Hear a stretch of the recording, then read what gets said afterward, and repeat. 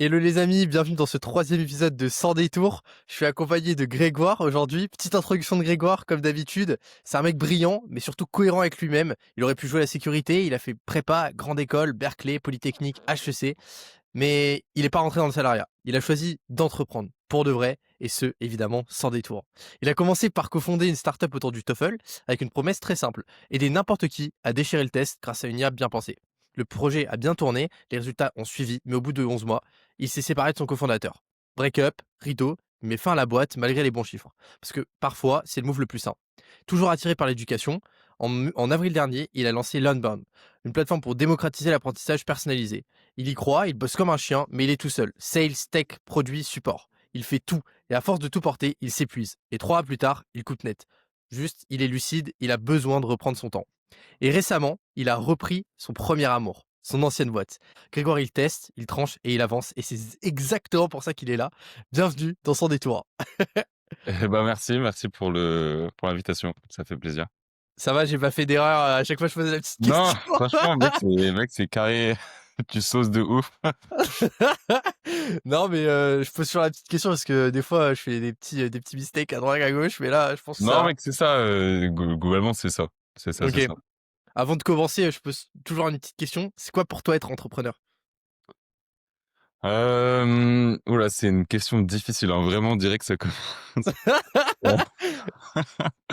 Euh, pour moi, être entrepreneur, après, il y a plein de façons d'entreprendre, hein. Si tu ouvres un restaurant, si tu lances n'importe quel business, pour moi, c'est entreprendre.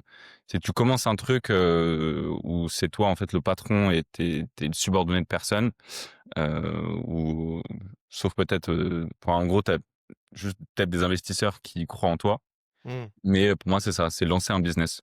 Après, il y a plein de types d'entrepreneuriat. Moi, je suis dans ce truc-là plus, moi, mon gros kiff, c'est plus le modèle startup.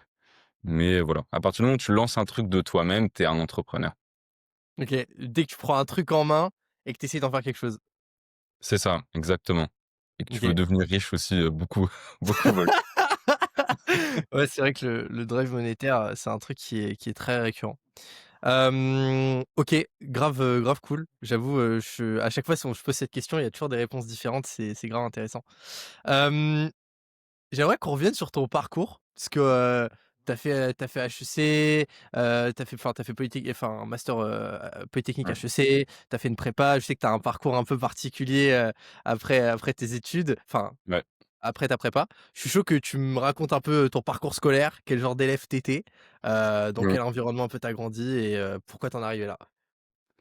Ouais, ouais, ouais. En gros, finalement, moi, j'ai un parcours, au final, hyper classique, en fait, où j'ai fait, lycée, prépa, grande école, après un autre master. Mais, en fait, pourquoi j'ai fait ça? Moi, je savais pas au départ pourquoi je faisais ça exactement. Mais en gros, moi, j'ai toujours été, quand j'étais au collège, au lycée, j'étais toujours premier de la classe, surtout, sur les matières scientifiques, etc. Et du coup, généralement, dans notre société aujourd'hui, quand tu es très bon à l'école, tu sais, on te pose pas vraiment de questions, en terminale, boum, tu vas faire prépa après, prépa sciences, voilà, c'est le truc le plus logique. Donc j'ai fait prépa sciences, moi j'étais super content, j'étais à Henri IV, c'était une dinguerie, j'étais en mode: «Vas-y, trop cool» et cetera. Mais moi j'ai pas du tout capté, genre pourquoi j'étais là. Genre moi mes parents ils avaient pas fait prépa, j'étais pas du tout dans le moule de comprendre pourquoi est-ce que je faisais des trucs hyper deep en maths et en physique.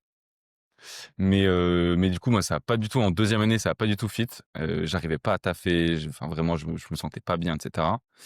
Mais je suis quand même allé jusqu'au bout, donc j'ai décroché, l'ENSTA, qui est quand même une top école, en France d'ingé. Ouais. Et à la suite du coup, quand je suis rentré à l'ENSTA, 1re année, tu sais, tu es en mode: «Bon, c'est bon, c'est la liberté, genre, c'est trop cool, là, ma vraie vie, elle commence, la prépa, c'est fini, maintenant, on va kiffer» et cetera. Et en fait, en pratique, c'est pas mal de des taux d'alcoolémie assez forts, quand tu arrives, ça, il y a pas de débat là-dessus. Mais non, mais moi ça a pas fit du tout, niveau école.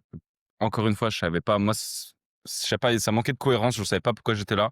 L'ENSTA, c'est une école hyper technique en maths et en physique, et juste, voilà, Ça fitait pas du tout et je comprenais pas vraiment tellement pourquoi j'étais là et du coup, en deuxième année, moi, j'ai démissionné de l'école. Donc Tu drop out. c'est ça, j'ai drop out. En gros, c'est ça, j'ai drop out. J'ai Ouais. fait une lettre de démission, à la directrice, et puis je me suis barré avec un droit de revenir à l'école dans les 5 ans et donc voilà. Tu J'ai négocié ton truc et tout, exactement, j'ai bossé mon OK. dossier, j'avais quand même, tu sais, j'avais un filet de sécurité Mmh. et Important. finalement, j'étais content de l'avoir après Mmh. et donc je me suis barré, je suis allé en Italie, je suis allé vivre un peu là-bas, apprendre l'italien, enfin juste, tu sais, pour comprendre Pour un petit vivre. peu pourquoi j'étais là, tu vois? Mmh. Et j'étais pas du tout encore dans l'entrepreneuriat et cetera, pas du tout. Là, à l'époque, j'avais 19 ans, tu vois? Mmh. J'étais vraiment, je découvrais la vie, en fait et ensuite, à la suite de cette année-là, bah, en fait, j'ai décidé de revenir à l'école au bout d'un an parce que en fait, de revenir dans le tunnel pour, bah, voilà, parce que je savais que ça allait être utile et du coup, pour conclure, sans, trop, trop, épanché là-dessus. Du coup, je suis re-rentré à l'école et en fait, pour moi, le vrai truc auquel ça m'a servi l'ENSTA, bah, c'est de rentrer, dans le master, XHEC après et c'est là où je me suis fait ma vraie bande de potes, où ça a vraiment fit à 1000 et en fait, moi, tous mes potes, du coup, ils montent des boîtes, tous mes potes sont trop, trop forts et du coup, voilà. Trop, trop bien. Voilà, voilà. Et pourquoi la prépa, ça a pas fité avec toi? C'était les gens, les cours? Hem, Moi, la prépa, ça a pas fité avec moi parce que, en fait, si tu sais pourquoi tu es là, si tes parents, ils ont fait prépa et c'est souvent comme ça, on dit que c'est, l'élite qui se reproduit et c'est assez vrai parce qu'en fait, quand tes parents, ils savent enfin, ils ont fait prépa, tu as une famille qui a fait HEC ou qui a fait Polytechnique et cetera. En fait, tu dès le départ, tu es conditionné, on te dit: Tu vas travailler comme un taré, tu vas faire des équations, de fou pendant 2 ans. Vraiment, tu vas avoir aucune vie pendant 2 ans, mais c le seul sens, c'est les maths, c'est pour être meilleur que ton voisin. En gros, c'est un concours. Genre, il y a aucun sens dans l'équation et même, 99 des gens, ils vont pas faire une équation, de leur vie après.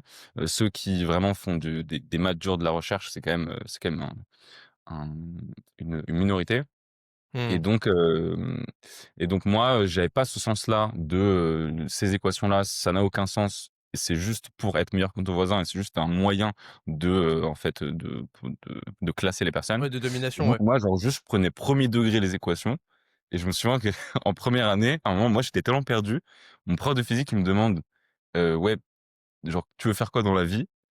Et moi, je lui ai sorti: «Ouais, je veux être chercheur en astrophysique», tu vois? Genre, ça n'a aucun sens avec ce que je fais aujourd'hui. J'étais vraiment perdu, tu vois? Et Putain la le gars, il a vache. il a capté ça, il a éclaté de rire, tu vois? Il m'a demandé: «Mais frérot, tes parents, ils sont chercheurs?» Et j'étais là en mode: «Non». Il a pas compris, tu vois? Pourquoi Ah ouais, à ce point ouais, là, ouais. c'est aussi fort que ça? Hem, de quoi? La reproduction sociale et le fait que le mec il se dit: «Bah, en fait, le gars, il veut faire ça parce que ses parents font ça», le mec est juste passionné par les équations Ouais, et tout. ouais, c'est ça exactement, parce qu'en fait, quand ils posent la question aux autres gens où les parents, ils ont fait prépa et cetera, bah, en Mmh. fait, la plupart, ils doivent dire: «Bah, moi, je veux faire de la finance, moi, je veux, être, ingé, je sais pas, chez EDF, un truc comme ça, je veux faire de la Mmh. dynamique, n'importe quoi» et là, il y a un Mmh. frérot qui prend les équations 1er degré et qui lui dit: «Moi, je veux être chercheur». Genre et du coup, Ouais, ouais, ouais, le c'est déconnecté genre. et voilà et du coup, pourquoi ça a pas fit? Bah, parce que moi, je prenais tout 1er degré, donc je comprenais pas, en fait, pourquoi je faisais des maths aussi poussées alors que enfin bref, voilà. Ouais, ouais. Et du coup, toi, tu m'as dit que tes parents, ils ont pas fait prépa et cetera. Toi, tu es issu un peu de quel milieu, ils font quoi dans la vie, tes parents? Moi, je suis issu d'un milieu, plutôt moyen aisé. Mmh. Moi, mon père, il est, gestionnaire de patrimoine, et du coup, il s'est mis à sa charge, assez rapidement, du coup, en indépendant, peut-être 5 ans après son début de carrière Mmh. et moi, ma mère était, avocate et après avec tous ses enfants et cetera, bah, juste, il y a eu d'autres problèmes et cetera, donc après elle a arrêté de travailler au bout de peut-être, 15 ans de carrière. OK. OK, d'accord. OK, clair. Et donc du coup, l'Enstil, c'est ça? L'Enstil? L'ENSTA. L'ENSTA, pardon. Donc tu fais l'ENSTA. Heu, Pourquoi tu te diriges vers le master XHEC? Je me dirige là-bas parce que quand je suis revenu du coup à l'ENSTA après mon année off, Mmh. j'ai eu un premier contact avec l'entrepreneuriat et j'ai surkiffé en fait. Je me suis dit, enfin juste ça a ouvert une porte vers un truc, incroyable où un truc où on pouvait créer des choses, on avait cette liberté-là et cetera. C'était un événement, c'était, Une nuit pour entreprendre, de l'école des ponts et du coup c'était, enfin voilà, première fois que je parle à des vrais entrepreneurs. Et du coup, à la suite de ça, moi, j'ai fait en dernière année de l'ENSTA, j'ai fait le parcours entreprendre. Donc OK. j'ai fait mon premier projet entrepreneurial, qui était une app de rencontre d'ailleurs, comme pour rencontrer des gens et et du coup, non, moi, j'étais à fond là-dedans et je me suis dit, j'ai aucun environnement pour faire ça, je connais personne et c'était vrai, hein, moi, aucun de mes potes, l'entrepreneuriat, ça parlait à personne, surtout dans une école comme ça. Bah, tu Je m'étonnes. connais rien, j'étais tout seul, je sentais que là-bas, j'allais rencontrer des gens top et du coup, ça a été le cas et du coup, j'ai postulé aux 3 masters, en France, un peu, d'entrepreneuriat, donc l'ESSEC, ESCP, HEC Mmh. et bah, du coup, j'ai eu la chance d'être pris aux 3 et donc je suis allé à HEC. OK, trop fort. Du coup, c'est ton premier side project, l'app de dating, enfin de rencontre plutôt, Ouais, ouais, ouais. et ça s'appelait comment? Ça s'appelait Ciao. Ciao, genre, l'italien, Ciao. genre, OK, Ouais, exactement, et exactement. pourquoi tu as fait ça? Pourquoi tu as fait cette application? Pourquoi j'ai fait ça? Alors moi de base c'était, bah, je rentrais de 1 an en Italie et j'avais vu que là-bas, c'était tellement plus simple pour les gens en fait dans le sud de connecter en fait, pas forcément dans des rencontres amoureuses, mais juste Ouais, bien sûr. connecter. Tu à un bar, tu parles, très naturellement avec la personne qui est à côté de toi, même tu prends un Mmh. petit aperitivo, ou même dans les expos ou même dans la rue, tu vois? Les gens ils connectent naturellement et il y avait pas ce truc-là dans les grandes villes froides, Paris, et cetera. Je me suis dit: «Les gens, en fait, ils sont tous, branchés sur leur téléphone, sur les apps de rencontres et ils ont pas cette connexion naturelle, avec les autres». Alors que tout le monde a besoin de ça, en fait. Ce dont les gens ont besoin, c'est des rencontres naturelles, pas, des trucs d'apps de rencontres. Et donc moi, j'étais un peu en mode, j'ai cette vision-là que je vais appliquer à la réalité. Du coup, c'était pas forcément le la meilleure idée, mais, je me suis dit: «Comment faire pour que les gens se rencontrent de manière naturelle dans la vraie vie?» Et donc l'idée, moi, que j'avais, c'était, de me brancher à des événements et tu rentres dans un événement, on t'attribue un binôme, avec, des indices sur son physique, genre, je sais pas quelle taille, cheveux bruns et cetera et si tu retrouves cette personne-là et ben, tu as une conso, offerte dans l'établissement. Donc en gros, tu viens de sponsoriser un event et donc le but du jeu, moi, pourquoi c'était cette idée-là? Bah, pour que juste ce soit un prétexte pour que les gens, parlent entre eux, quoi et donc même si il y a aucun fit avec le binôme, bah, tu auras quand même abordé des gens avec un prétexte, quoi et du coup, voilà, c'était ça le truc. Mais j'ai fait toutes les erreurs possibles, enfin bref, Et c'était donc marrant.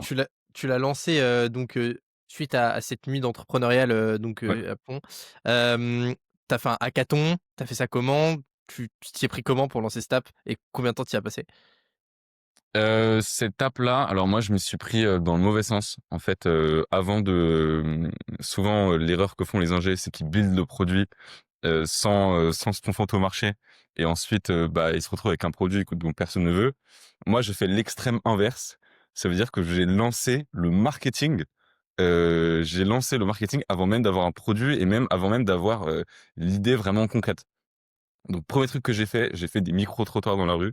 J'étais là, j'avais lancé un compte Insta, je faisais des réels, en 2000, c'était avant le confinement et 2020-2019, 2019-2020, ouais, c'est ouais. ça, Mmh. 2019. Parce Je que faisais toi, des tu as 25 ans, c'est ça? ouais, c'est ça. Ouais. Mmh. Je faisais des réels, je lançais ça et voilà et du coup, j'ai mis, peut-être, encore une fois, j'étais solo, j'ai mis genre quatre mois pour trouver des co-founders plutôt tech, Heu, mais en fait, on a commencé tellement tard à construire vraiment l'app pour de vrai, qu'ensuite, moi, je devais déjà faire un stage, machin, de fin d'études et cetera donc après j'ai dû arrêter. C'est grave marrant que tu dises, que tu as fait l'inverse, c'est-à-dire que tu as été marketé, avant de coder. Ouais, Parce qu'en fait, aujourd'hui, c'est ce qu'on conseille, c'est ce qu'on dit à tout le monde, quand tu fais une app, mec, avant, tu vas valider ton marché, tu vas prendre, ton courage à 2 mains, tu vas faire tes reels, tu vas faire tes TikTok, tu vas aller, pitcher à 50 personnes dans la rue et derrière, si tu as des bons retours, là, tu peux mettre les mains dans le code. En vrai, c'était super smart. En fait, tu as fait la stratégie Biril avant l'heure. Enfin, pendant l'heure, du coup. ouais. Je sais Parce pas que si elle a fonctionné aussi bien que Biril, mais en tout cas.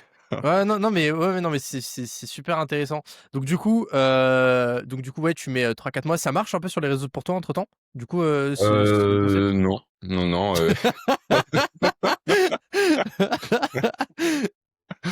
Non, pas du tout. Je crois que je sais pas, je dois avoir bah, tous mes potes. Moi, je sais pas, on doit être genre 300-500 sur la page Insta.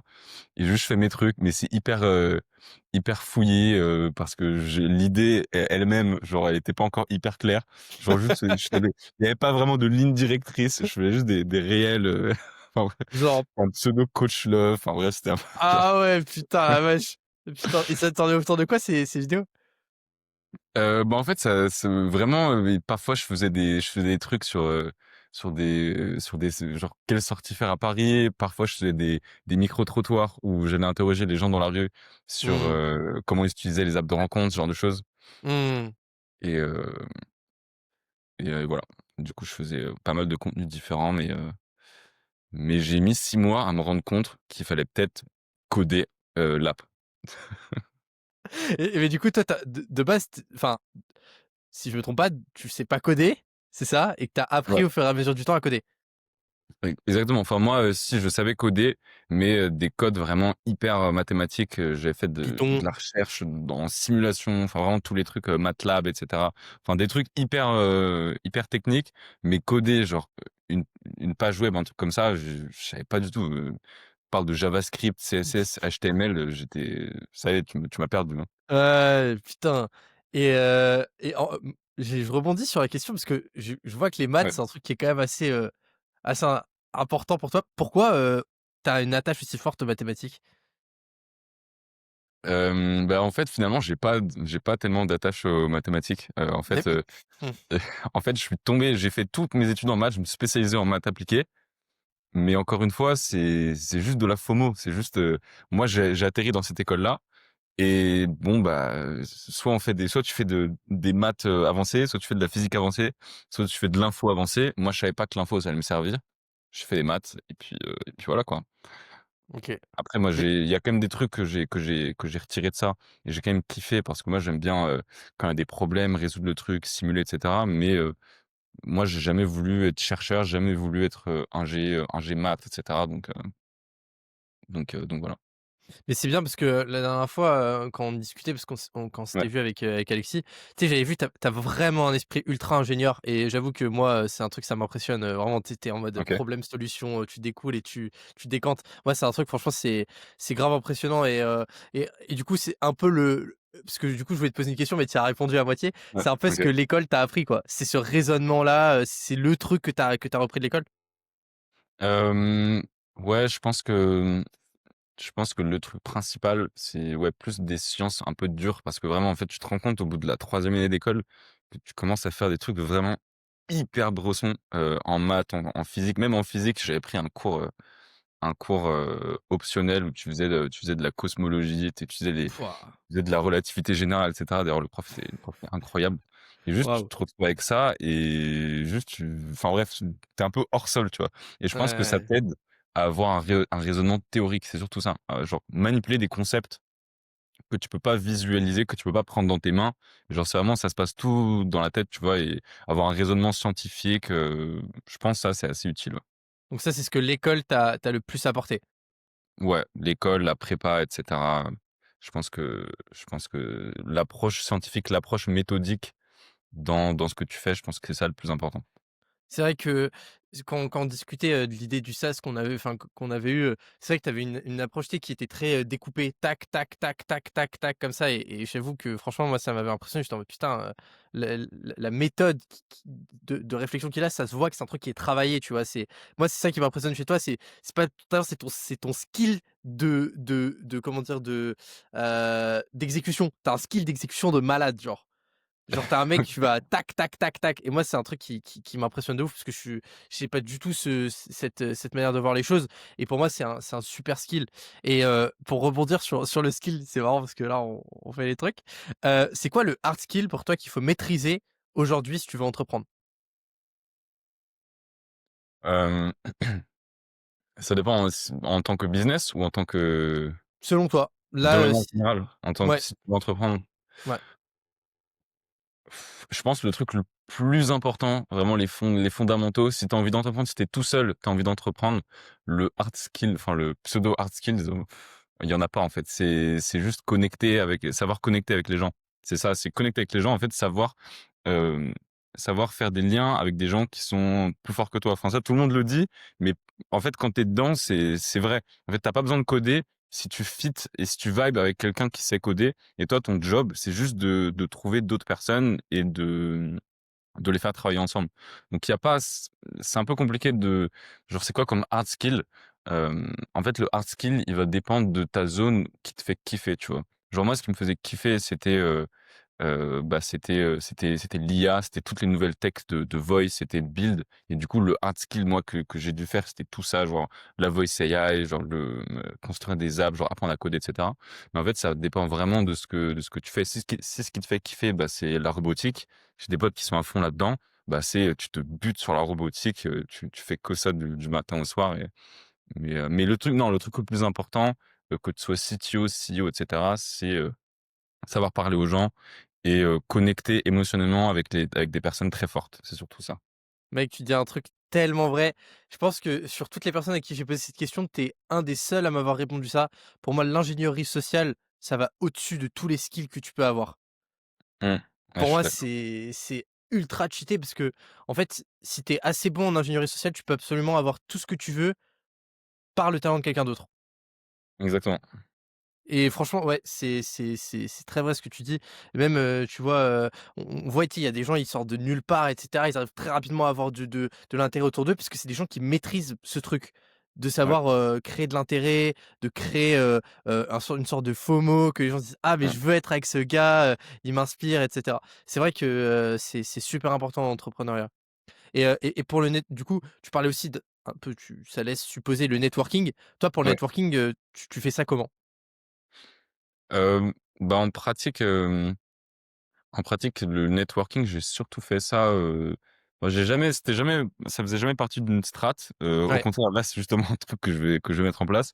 Mais c'est plutôt comment j'ai rencontré les gens. Bah, généralement, à Paris, en tout cas, c'est beaucoup dans les hackathons. Dans les hackathons, le hackathon, c'est le truc numéro un pour rencontrer des gens hyper déter.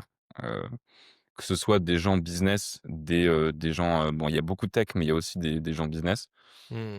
C'est le meilleur moyen, en fait, parce que tu travailles comme un bourrin pendant plusieurs jours et du coup, tu peux vraiment voir si ça fit avec les gens et quand tu fais plusieurs hackathons et que tu recroises les mêmes têtes, là, tu sais qu'il y a peut-être un truc avec eux, tu vois? Ouais, Et du ouais. coup, c'est comme ça que ça fit et après, le truc le plus puissant, Ah c'est, putain, merde. ton école. Oh, fais Ça, chier. c'est là où les Américains, ils sont très, très, très forts. C'est que dans les colleges, en fait, ils peuvent vachement, enfin, ils ont un esprit comme ça. Tous les entrepreneurs, ils se regroupent un petit peu entre eux et du coup, là, enfin, le truc le plus puissant, c'est essayer de capitaliser à fond sur là où tu fais tes études, quoi. Là, Ouais, c'est ouais, ouais, ouais. voilà. OK. Grave intéressant, grave intéressant. Heu, tu t'es fait de bons amis, avec ces hackathons? Tu t'entretiens encore des bonnes relations avec ça?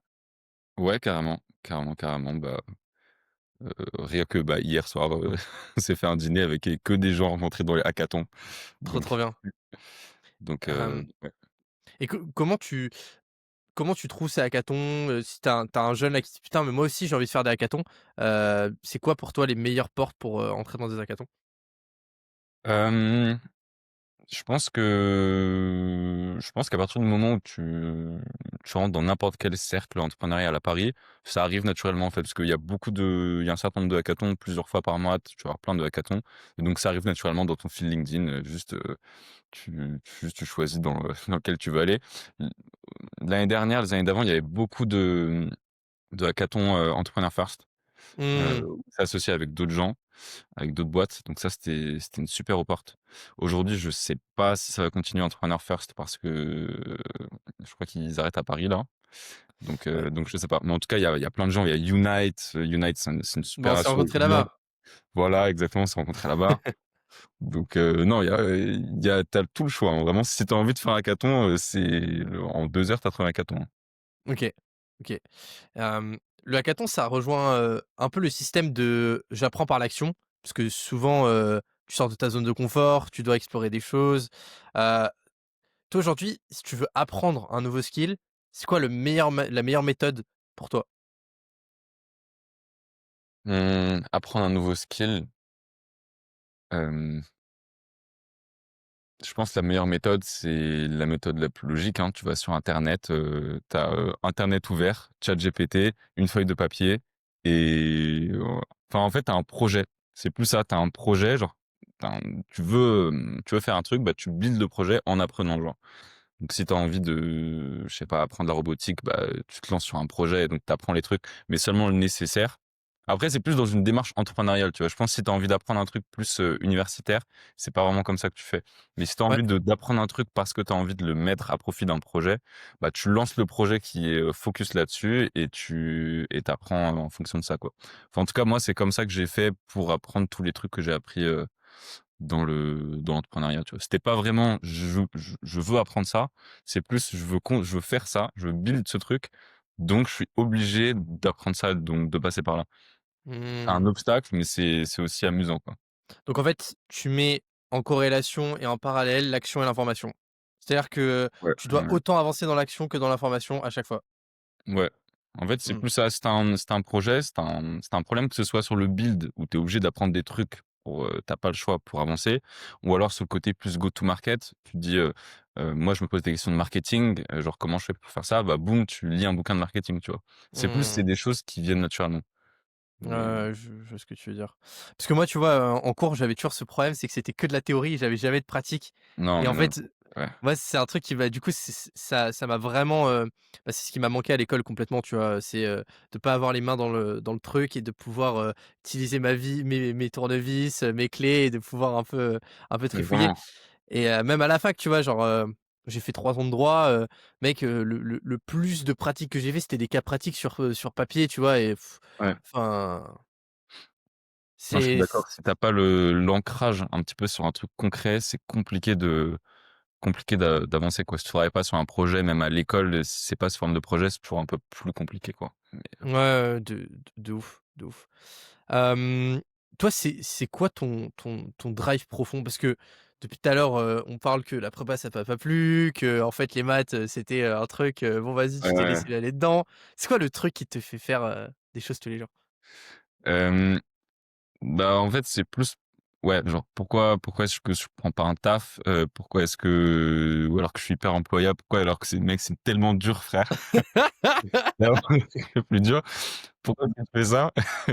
Bah, mec, je pense que c'est parce que, hem, simplement, c'est le truc en fait, moi, j'ai pas tellement le choix, en fait. C'est le truc, pour moi, c'est la seule voie qui crée une cohérence, qui apporte un petit peu un sens et qui me fait vraiment vibrer. Genre, il y a rien qui me fait kiffer autant que ça, tu vois? Et moi, je m'en fous d'un taf, de quoi que ce soit, d'être pauvre pendant je sais pas combien d'années avant d'être très riche, mais non, c'est le truc qui me fait kiffer. En fait, moi, j'étais perdu, j'ai fait toutes ces études-là, mais ça avait pas de sens. Prépa, ça avait pas de sens. École, c'était horrible, je savais pas ce que je foutais là, encore pire que la prépa Mmh. et en fait, juste l'entrepreneuriat, qui a commencé du coup avec ce premier projet, d'application de rencontre, après XHEC, après le truc comme ça, en fait, ça a vraiment ouvert une porte et moi enfin, j'ai vraiment trouvé ma voie, tu vois? Il y a que ça qui me fait kiffer et moi, je sens que si je veux faire un autre truc, même, prendre un taf ou quoi, je enfin vraiment, Tu te fais pour une balle. d'autres raisons, il y a plein d'autres raisons, tu vois? Parce que tu as un confort, tu peux vivre une vie plus cool, tu peux sortir, tu peux voyager et cetera, genre. Mais moi, ce qui me fait kiffer et genre, le seul sens que je vais trouver à ma vie, ma carrière et cetera, c'est, build des trucs et enfin voilà quoi. C'est le seul truc qui me fait kiffer comme ça, tu vois? Enfin voilà. Putain, c'est ouf. Tu vois, c'est un truc grave marrant parce que, tu vois, tu aurais pu faire un job dans le consulting, tu aurais pu être, un ingénieur de bâtard dans une boîte, tu prends tes 20K par mois, tu fais Mmh, ton 8h, 19h, mais tu as dit non, et franchement, c'est vraiment tout à ton honneur, tu vois? Et c'est très marrant que tu me dises, «Putain, je trouve pas ma place dans les écoles, mmh, machin». En fait, il y a énormément de gens comme toi. Il y en a ouais. énormément et genre, moi, j'ai un pote à moi, si tu regardes ça, shout out à toi, Alan. Le mec, il a fait Comment? Ouais, tu dis? prépa. Ouais. Comment? Comment il s'appelle? Alan, OK. Alan. Le mec, c'est un taré, tu vois? Il a fait il a fait 2 ans de prépa, il était major de sa promo. Genre numéro 1, c'était le premier. OK. Il Ouais, arrive au concours très chaud. et ouais, ouais, ouais, ouais, attends, écoute bien. Il arrive au concours, il veut HEC.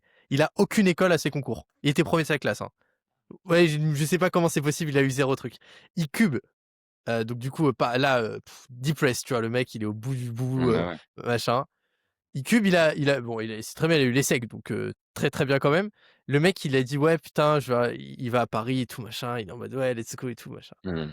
Il va à l'ESSEC et le mec il dit mais gros, je me sens mais dans un monde déconnecté de la réalité. Je n'ai pas ma place là-bas. Et genre Ouais, non, je capte. le gars il fait des stages et tout, tu vois, il dans des bonnes boîtes, et il est en mode mais c'est boring, je m'ennuie, ça me plaît pas. Et le mec, faut savoir un truc, c'est que je pense que je sais pas si tu savais, mais les mecs qui sont très bons aux jeux vidéo généralement sont très bons en entrepreneuriat. Le mec, il avait 12 ans, il était master sur LoL, tu vois. Ah Non mais putain, si le gars est tu chaud. Bah, il est très bon en prépa aussi, hein, ouais, d'après ce que tu bah disais. bah oui, c'est ça. En fait, tous les mecs qui sont très chauds dans l'entrepreneuriat et très bons à l'école, généralement ils sont très bons aux jeux vidéo. Il y a une grosse OK. corrélation avec ça. Et genre le mec, je dis toujours: «Mais gros, mais lance un truc, genre Mmh. essaye de» et il me disait: «Ouais, mais je sais pas et tout». En fait, c'est des fois, il faut savoir se jeter dans la gueule du loup et De juste, ouf. ouais, c'est tomber en amour comme disent, les Ouais, ouais, Québécois, mais tu vois? vraiment, vraiment.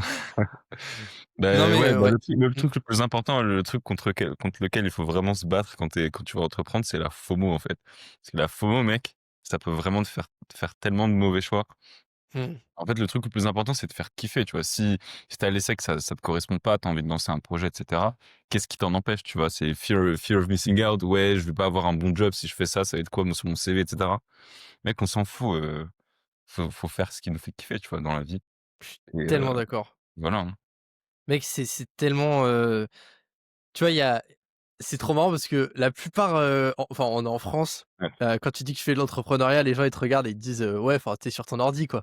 Tu vois, genre, c'est ça, alors qu'ils voient pas, le nombre d'heures que tu passes, les réflexions. En Ouais. fait, c'est un travail heu, qui est autant intellectuel que pratique et on s'en rend pas compte parce que c'est beaucoup de réflexion. Comme tu dis, en fait, c'est manipuler des concepts. C'est ça, essayer de faire un assemblage et essayer de faire un Lego qui tient la Mmh. route et après de De ouf. fonder les fondations, dessus, quoi. De ouf, exactement. Hem, du coup, l'école te plaît pas, tu fais ton master XHEC, là tu rencontres tes buddies. Comment ça se passe un peu ce master, XHEC? Comment ça se passe?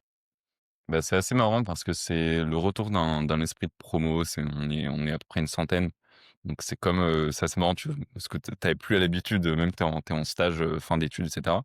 Donc Mmh, c'est une grosse promo et et dès le départ, on te met sur des, donc ça, c'est vachement bien. Enfin, moi, j'ai kiffé de A à Z. Il y a des gens avec qui ça a moins fit. Heu, Moi, j'ai trop kiffé. En fait, dès le départ, on te met sur des projets concrets. En gros, on te fait, ça s'appelle la mission création. Donc on te donne des mentors, on te met par petite équipe, aléatoirement et on te donne une idée de start-up, sur lequel tu as fait et tu as genre, 6 semaines pour pondre une boîte, pondre un pitch devant des VC, tu vois? Donc moi j'ai trop kiffé.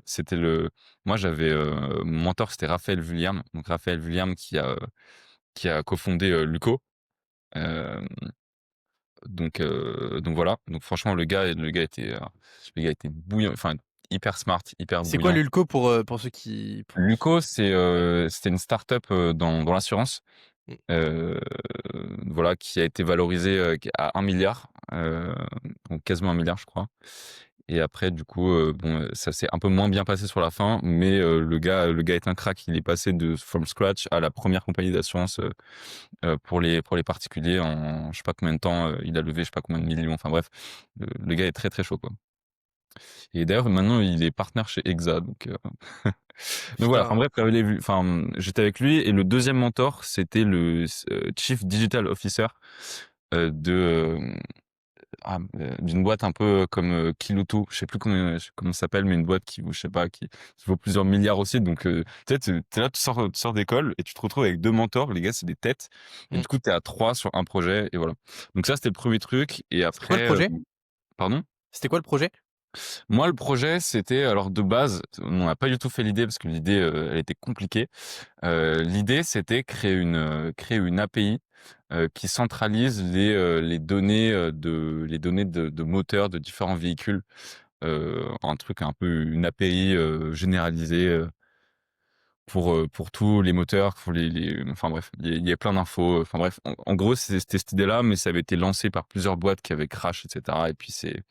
Le monde de l'automobile était C'est compliqué. géré par, c'est un peu une oligopole, tu vois, géré Oui. par des géants, donc c'était compliqué. Enfin bref, et du coup, nous, on avait fait une application pour les gestionnaires de flotte. En gros, il y a pas mal. D'ailleurs, c'est une porte qu'on aurait pu pousser, on l'a pas fait. Si ça donne une idée à quelqu'un. En gros, en gros, il y a beaucoup de boîtes qui gèrent des milliers de véhicules pro et des véhicules d'entreprise. Et tu as des gens, leur métier, c'est gestionnaire de flotte à temps plein. Ils doivent gérer la flotte de véhicules. Ils reçoivent les appels des collaborateurs pour j'ai tel problème, où est-ce que je dois mettre ma voiture, etc. Du coup, ils sont sous le flot d'appels toute la journée. Mmh. Et c'est pas du tout enfin leur boulot est vraiment hyper compliqué. Donc nous on avait trouvé une solution qui permettait qui permettait de récolter les informations directement et de faire un truc beaucoup plus user friendly pour le gestionnaire de flotte. Et Mmh. la personne avec l'automobile avait une app. Donc bref, en gros, c'était à peu près ce truc-là. OK. Donc on avait fait ça. Et ensuite, dans le master, t'as une mission reprise d'entreprise. On va t'apprendre comment reprendre une boîte. Ça, c'est hyper intéressant. Moi, ça avait pas trop fit avec moi, mais il y a beaucoup de gens avec qui ça super fit. J'ai un pote qui fait ça à temps plein. Donc, en gros, d'ailleurs, enfin, les gens qui veulent vraiment réussir rapidement, ça marche vachement bien en fait. Juste, tu rachètes une boîte, on t'apprend comment racheter une boîte, comment aller voir le tribunal aussi. Pour euh, avoir la boîte peanut. exact, exactement. Un peu à la Bernard Tapie, tu Ouais, vois? ouais, ouais, ouais. 1 € symbolique. Bah, après en pratique, c'est Méthode un peu plus tapis. compliqué que ça. Ouais, c'est ça. Et heu et ensuite, deuxième partie de l'année, je crois qu'ils appellent ça launch, où tu lances ton idée, soit tu restes à Paris, soit tu vas du coup aux États-Unis. Donc nous, on a passé un semestre là-bas, c'était incroyable. Et puis voilà, hein. OK. C'était, franchement, moi j'ai adoré. C'était comment, du coup, Berkeley? Bah, Berkeley, c'est un peu le grand bain, hein, quand tu es entrepreneur. Tous les entrepreneurs, surtout dans la tech, c'est un peu le voyage initiatique. Genre tout le monde y passe. Même à Paris, quand tu parles à quelqu'un, soit il parle d'aller à San Francisco, soit il est déjà allé il y a 3 mois, un truc comme ça. Mmh. Et bah c'est le grand bain. Là-bas, tu as en fait une connexion avec l'ambition. Tu te rapproches de l'ambition à des degrés vraiment complètement fous. Nous, on avait parlé, on organisait des petits meetings le jeudi soir. On appelait ça les French Thursdays et on invitait des gars, bouillantissimes là-bas, que des Français, mais Mmh. qui ont réussi là-bas. Et donc tu parles avec déjà des gars, genre, je sais pas, le CEO de Checker, qui est une boîte, du coup américaine qui a fait YC, qui vaut, plus de 5 milliards aujourd'hui. Et le gars, juste, il te parle comme Normal. ça, genre hyper simplement. Mmh. Et donc voilà, donc hyper, beaucoup de contact avec l'ambition. Et aussi, être sur le terrain, c'était beaucoup plus simple pour, aller trouver des bêta users, américains et vraiment, avoir un pied dans le marché américain, quoi. Je pense que c'est Mmh. c'est ça le truc le plus important. Du coup, voilà. Après Vous bon, avez nous, ça avait pas marché le projet, finalement, on l'a pas continué avec les cofounders, ça avait pas marché quand on était là-bas, mais franchement, là-bas, c'est une opportunité incroyable. tu conseilles à tout le monde d'aller là-bas, Je conseille à tout le monde d'aller là-bas, comme tout le monde d'ailleurs, hein, juste pour pas forcément pour, pas forcément pour monter une boîte là-bas, mais au moins pour comprendre comment ça se passe, chez les gens qui sont les meilleurs du monde pour faire ça. Où tu peux lever de l'argent sur un coin de table, où tu as un marché dérégulé, enfin bref, incroyable ça. C'est quoi le c'est truc le plus fou que tu vu là-bas? Parce que je pense que tu as vu des trucs de ta le truc le plus fou que j'ai vu là-bas, mmh, je pense que le truc le plus fou, c'est les gens. C'est des gens que j'ai rencontrés là-bas, tu rencontres des cracks, mais monumentaux, des gens, des outsiders, mais c'est n'importe quoi. Tu vois, des hackathons.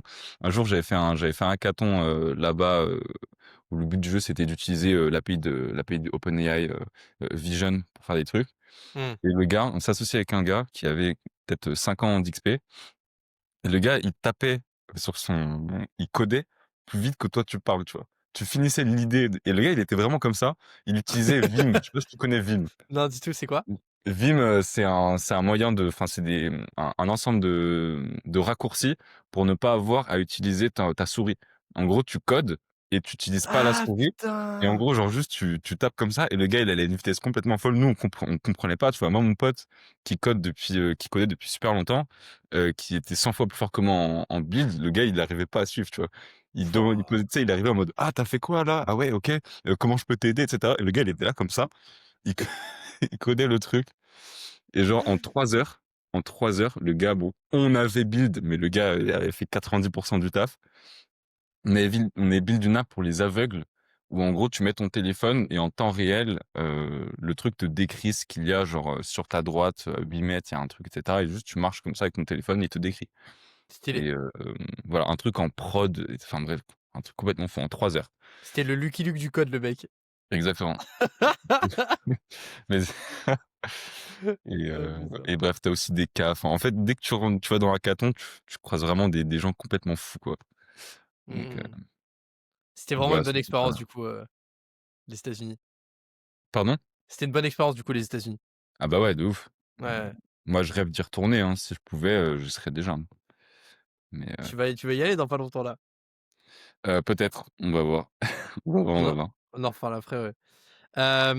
Du coup, tu pars 6 mois, c'est ça, c'est 6 mois aux États-Unis? Non, on part 3 mois. 3 mois. Donc tu pars 3 mois, après ces 3 mois, qu'est-ce qui se passe pour toi? Bah, à la fin de ces 3 mois, c'est un peu la fin du master. Et donc, à la fin du master, nous, on était un peu perdus avec mon meilleur pote du master. Mmh. Parce que moi, je finissais un projet du coup qui n'avait pas marché aux États-Unis. Mmh. Et donc, on est un peu paumé, mais le seul truc qu'on sait, c'est qu'on a envie de taffer ensemble. Mmh. Et du coup, un mois plus tard, on commence à taffer ensemble et on lance du coup la boîte qui allait devenir du coup Talk2, une boîte pour le troisième pivot, c'était le pivot qui avait bien marché, qui était du coup aider les étudiants à préparer les certifs anglaises, TOEFL, TOEIC, etc. OK. Avant de rentrer en détail, là-dedans, Ouais, parce que c'est assez intéressant, pas mal de choses à dire. Tu parles de co-founder. C'est quoi pour ouais. toi, avoir un bon associé? Et ben, bah, pour parler de dictée, parce qu'en fait, du coup, je me suis pas mal associé du coup cette année. Mmh. Un bon co-founder, je pense le truc numéro un, c'est faut que ça vibe. Faut que ça vibe. Genre, tu parles avec la personne, ça fit. Genre, ça augmente ta productivité, tu vois. Tu peux, tu peux trouver des idées, tu peux vraiment browse, comment on dit là. Enfin bref, tu peux vraiment, vraiment Ouais, je vois ce que tu veux dire. discuter. Enfin, bref, il y a un Mmh. truc qui se passe, un Mmh. truc un peu méta, tu vois, quand tu parles avec cette personne. Ouais, Donc ça, il y a ouais, ça. ouais. Et le deuxième truc, qui est souvent moins marrant, c'est qu'il faut que tu aies de la complémentarité avec cette personne. Il faut que cette personne, si tu fais une boîte avec elle, si elle part, en fait, elle est irremplaçable. Genre, si elle part, il y a plus de boîte. Genre ça, c'est vraiment hyper important. Et du coup, moi, c'était pas le cas avec le premier co-founder, quoi. Putain, c'est intéressant de voir le truc comme ça parce que c'est un peu à double tranchant. Parce que du Ouais, coup, c'est le pilier central et ouais, toi, tu es l'autre pilier central et en c'est ça. fait, s'il y a plus rien, s'il y en a un qui part, bah, toute la maison tombe. Exactement. Exactement. Mais t'es obligé en fait parce que si la personne, s'il y en a un des deux ou s'il part, c'est pas grave en fait, c'est ok. Genre tu peux trouver une autre personne ou genre toi tes skills permettent de couvrir le manque. Bah s'il y a un déséquilibre et tu peux pas faire une boîte. Enfin tu peux faire plein de boîtes. Mais moi je te parle de si tu veux faire une boîte à lever des fonds, faire une licorne, tu vois, un truc qui marche vraiment de Ouais, ouais, ouf. ouais, ouais. Ça ouais ça va créer des déséquilibres qui vont se ressentir, hein. Et Martin, dans le premier épisode, t'avais dit: «Je ne conseille à personne de s'associer avec ses amis». Euh, Tu penses quoi de ça? 100%. OK, 100%. OK. Euh, Bah, je sais pas lui quelle expérience il a eu avec ça, pourquoi il en est arrivé avec cette conclusion. Mais moi, juste, j'ai perdu mon meilleur pote, hein, Waouh. du master, Mmh. euh, parce que justement, je me suis assis avec lui sur ma première boîte et voilà. Lui disait que, pour lui, un bon associé, heu, devient un ami et pas l'inverse. En gros, c'est parce que vous êtes sur un projet commun, sur une ambition commun, sur un objectif commun, qu'en Mmh. fait, vous allez voir que vous allez vous porter l'un vers l'autre vers le même objectif et à l'issue, en fait, vous allez créer des liens, enfin, je vais dire méta, enfin, supra-professionnels, quoi. De ouf, bah, c'est là exactement, Ouais, c'est exactement ça. OK. Donc du Donc coup, la boîte de TOEFL, c'est Talk2 du coup? ouais, Hem, Pourquoi vouloir résoudre ce problème? Qu'est-ce qui devient? Comment ça se passe? bah, nous, on part de base, on se pose du coup je crois on devait être, fin mai ou début juin 2024, du coup il y a un peu plus d'un an, 1 an Ouais, et demi. ouais. On se pose, on se dit: «Putain, on veut taffer ensemble, mais on n'a pas d'idée», tu vois? Du coup, moi, je me pose sur mon ordi et au début, j'ai zéro idée, genre, il y a rien qui vient et là, je me dis: «Bon, qu'est-ce qui me ferait kiffer?» tu vois? Mmh. Qu'est-ce qui me ferait kiffer de build? Et du coup, j'ai cette idée-là de 1 idée sur laquelle on part, c'est, un prof d'anglais, virtuel, genre, juste un coach vocal d'anglais, voilà. Et à Pourquoi l'époque, pourquoi ça? parce que ça me faisait kiffer de build ça. Genre nous, on OK. revenait des States, là-bas, il y avait Vapi qui était en train d'éclore un peu. Tu avais toute la voice AI, c'était vraiment le tout départ, tu vois? Genre le 1er Mmh. semestre 2024, c'était ça commençait à arriver la voice AI. Du coup, je me dis: «Bah, attends, il y a une opporte là, pourquoi est-ce que tu peux pas, avoir un coach virtuel en anglais?» tu vois? Juste tu parles avec lui, enfin voilà, Mmh. une vraie personne. Du coup, on lance sur ça. C'est compliqué parce qu'on target les écoles, au départ, genre on build un MVP, on a un peu de traction sur LinkedIn parce qu'il y a un gars assez chaud qui repartage notre démo et ça prend un peu. Mais non, notre focus, notre cible, elle est très, très dure. Genre les institutions, c'est hyper dur. Ouais. Et au fil des discussions, on arrive sur ce pain-là des écoles, du coup, sur la préparation de TOEFL. Et donc, on se dit, là, c'est mon pote qui dit, ben frérot, pourquoi est-ce qu'on lance pas un truc là? On se donne un sprint de 2 semaines et on sort une app TOEFL boostée à l'IA, tu vois, un truc lunaire par rapport à ce qui existe aujourd'hui. Et du coup, c'est comme ça qu'on s'est lancé là-dessus et ça a pas mal marché au départ. On a eu des premiers clients payants assez vite et du coup, on est parti sur ça. Du coup, vous avez fait du ML, donc c'est toi qui t'es chargé un peu de la partie machine learning, comment ça s'est passé un peu pour le développement? Pour le dev, bah, moi j'ai appris à coder, c'était, surtout une question de web dev. Nous on se branchait sur les API, hein. On n'a pas fait de Moi j'ai pas fait de machine learning ou quoi. Et Pourtant avec ton niveau en maths, on pourrait se dire que en vrai j'aurais pu, mais c'était pas le sujet du tout de, il fallait vite ship. ouais c'est ça, exactement, il Ouais, fallait ship. ouais, Et donc moi j'ai appris sur le tas, surtout à build. trop bien. Et et puis voilà. Du coup on est sorti ça, assez rapidement. Avec du vibe coding du coup? Le vibe coding, ça existait pas encore trop, hein. Moi, je m'aidais, c'était GPT 3.5. Ah ouais, Donc, tu sais, putain. GPT 3.5, c'était pas encore la folie. Ah non, non. Et donc, bah, j'ai appris à coder avec GPT 3.5. Donc, s'il y avait deux, trois trucs, enfin, le plus gros du taf, ça restait quand même toi. Mmh. Et, mais ouais, avec quand même aidé de l'IA. Et voilà. Donc, on sort ça, on commence à promouvoir ça dans nos écoles, dans les groupes Facebook. On dit: «Ouais, vous passez le TOEFL, passez-le avec nous, on a une appli de ouf qui va vous simplifier la vie» et cetera. Et du coup, on a nos premiers users comme ça. Et au bout de quelques semaines, après, on lance notre première campagne Google Ads où là, ça marche de ouf. On met genre, 10 balles par jour et avec 10 balles par jour, on a genre une vingtaine de nouveaux users par jour. Full product led, donc nous on n'intervient même pas, il y a même pas un call ou quoi, genre il arrive sur notre app, enfin sur mon app du coup, enfin le truc que je build. Et et voilà. Et du coup après on atteint en février 2025, on a à peu près 2000 de MRR. Et puis voilà quoi. Et puis c'est là qu'on split du coup avec mon cofound. OK, donc du coup, pour reach le marché, si je reprends, Ouais, c'est un focus sur les groupes Facebook, WhatsApp des écoles. ouais, 2, du coup, bah, forcément, ça en découle, mais avoir un très bon produit qui, du coup, peut transformer fortement en ads. Parce que je pense que, du coup, il y a un peu un effet waouh, sur, «Putain, mais en ouais, fait, grâce à ce truc, tu là, je suis en train de faire mon TOEFL, ça me prend ouais. 10 heures par jour, je suis en train de réviser comme un taré» parce que c'est je Ouais, pense, dis-moi exactement. si je me trompe, le niveau le plus difficile, enfin la certification la plus difficile en anglais, c'est ça? Ouais, c'est assez dur, c'est assez dur. Ouais. Voilà, voilà. Donc du coup, toi, tu arrives et au niveau des ads, tu fais ça comment? C'est quoi un petit peu ton moyen de faire accrocher le client? Nous sur les ads, bah, on se branche sur des créneaux où il y avait finalement pas tellement de monde. On se branche sur le créneau parce que si tu tapes genre juste TOEFL, vraiment ça coûte super cher. Le coût par clic, il est super cher. Mmh. Nous, on se branche sur plus la préparation au TOEFL en ligne, et ça en fait, il y a quelques acteurs qui font ça. Genre, il y a le leader français qui s'appelle Global Exam, Ouais, je connais, ouais. voilà, mais C'est leurs produits, cher, c'est ouais. tellement cher. Déjà c'est cher, Ah ouais, heu, ouais. alors que les étudiants, ils ont pas de thunes. Vraiment, c'est chaud et 2, bah, le produit est pas ouf, hein. Le produit est pas ouf, surtout pour le enfin si, le produit est pas mal, mais il y a un truc qui manque de ouf, c'est pour les productions écrites et les productions orales, t'as aucun feedback, t'as pas de notation, t'as rien et donc ça manque de ouf, tu vois? C'est le truc le plus compliqué au TOEFL. Mmh mh. Le listening reading, tu vois, c'est pas le truc le plus compliqué. Ce qui est Mmh, mmh compliqué, mh. c'est de parler, avec un minuteur et cetera. Ouais, Et complètement. du coup, ça, il y a pas du tout ça et donc nous, et puis aussi le truc est pas du tout user friendly, enfin, c'est un peu compliqué. Donc nous, nos premiers users, ils tombent dessus, ils cliquent, ils ont l'essai gratuit et nous, on en appelle quelques-uns et les gars, ils sont en mode: «Putain, mais c'est incroyable votre truc», et du coup, voilà, ça convertit assez naturellement, quoi. Du coup, votre business model, c'était un abonnement mensuel?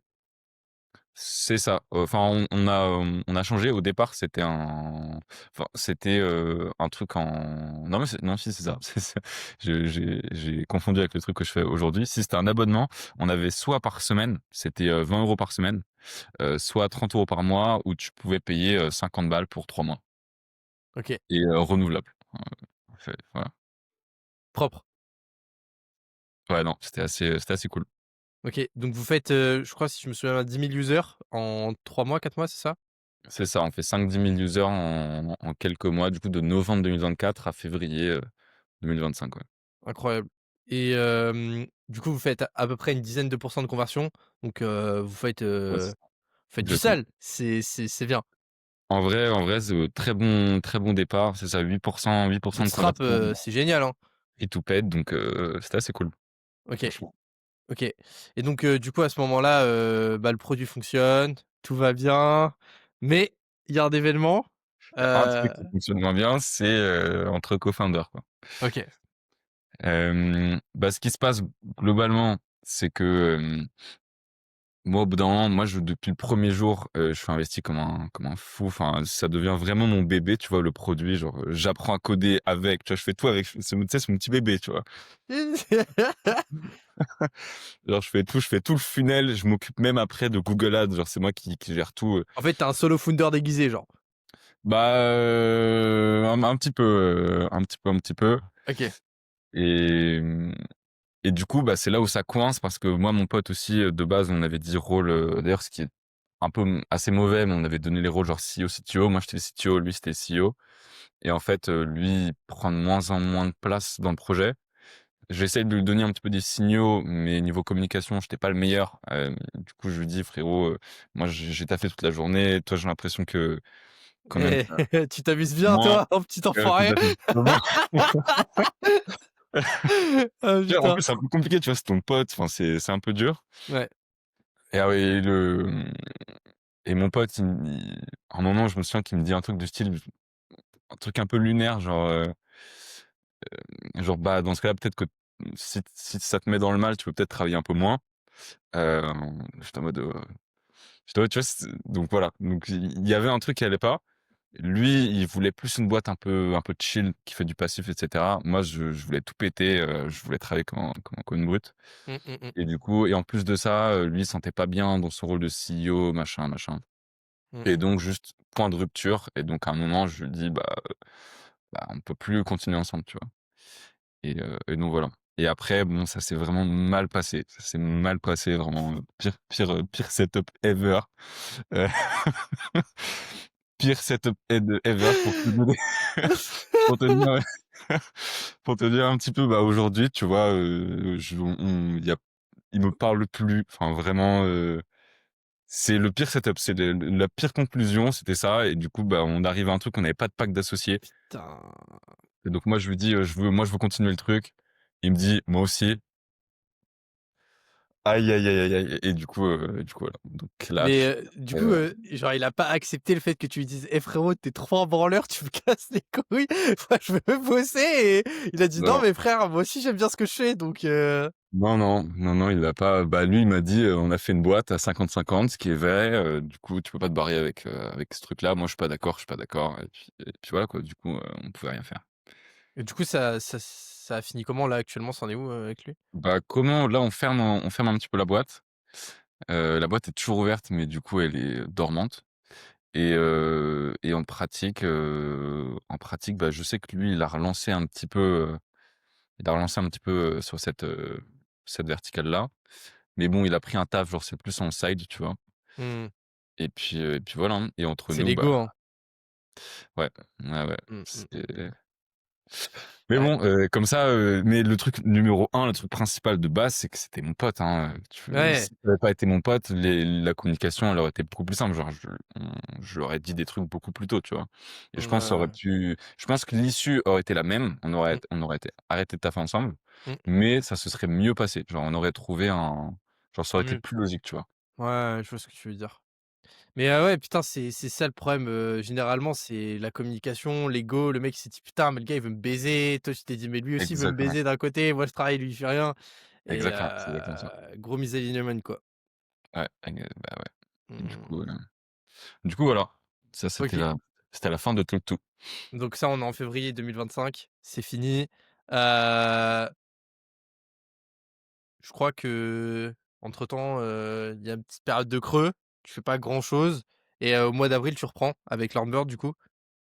Bah, en fait, c'est un peu compliqué. On se split, fin février, donc en mars. En mars, mais du coup, le split, il est assez long. Enfin, c'est un peu le bordel et du coup, ouais, début avril, moi, je sais pas, je me prends une FOMO, genre et limite ça, a posteriori, je me dis: «J'aurais peut-être dû prendre une petite pause avant de relancer» et là, boum, je relance un truc. Je me dis: «Vas-y, je m'en fous, je suis solo, je connais toute la voice AI, machin, machin». Tu te déterres. Je suis déter. Et du coup, je lance Learn Bird. Du coup, je reprends l'idée de coach vocal, plus Mmh. pour les professionnels et Mmh.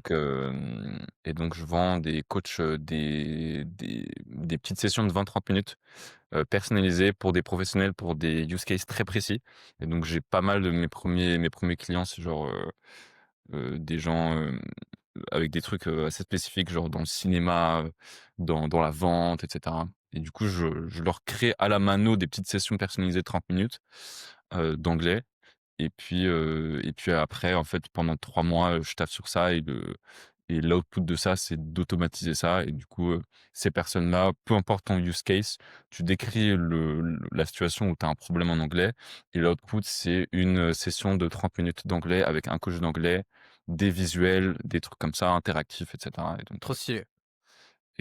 c'est ce que je fais après. Et comment tu trouves ces premiers clients? Ces premiers clients, je les trouve, je teste pas mal de trucs, hein. Le premier mois, je fais aucun dev, parce que je sais qu'après je vais pouvoir le build super vite. Je fais que des sales et donc je tente Reddit, je tente, l'outreach, je tente des trucs et en fait, il y a rien qui marche. Il y a un truc qui fonctionne, c'est je mets un message nous, on a un truc, HEC Alumni, un truc une mailing list et donc j'envoie un mail aux anciens de XH Entrepreneur et je dis, «J'ai créé un coach vocal d'anglais, machin, machin» et là, boum, je reçois une cinquantaine de réponses. Enfin, il y a une réponse sur genre je reste en top 1 de la messagerie pendant une semaine sur les trucs alors que normalement, il y a personne qui va dessus.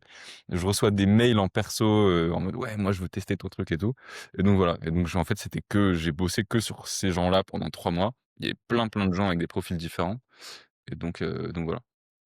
Et toi, Bêta t vas-y, reprends, excuse-moi. non, c'est ça, et bêta testeur, après client et cetera et je me suis focus là-dessus, ouais. OK. Du coup, c'est marrant parce que tu es aussi bon en sales, du coup, qu'en dev, au fond, hein, c'est un peu tes deux forces. C'est quoi, toi, tes trois tips, tes 3 meilleurs tips pour bien vendre et pour vraiment convertir? Hem, Mes 3 tips. Je pense que le truc principal, c'est mais bon, ça tout le monde le dit, mais c'est vrai, hein, faut écouter, vraiment écouter, écouter, écouter. Le gars, il a un problème, tu parles de ta solution vraiment, à la fin, et tu fais écho à ce qu'il te dit, les problèmes qu'il a, tu vois? Et Donc c'est plus le cas quand tu fais un truc sales led, donc où vraiment le client il est obligé de t'avoir au téléphone. Ça c'est le meilleur truc je pense pour se former parce que t'as le pain vraiment en pleine face. Euh, Après deuxième, 3 tips.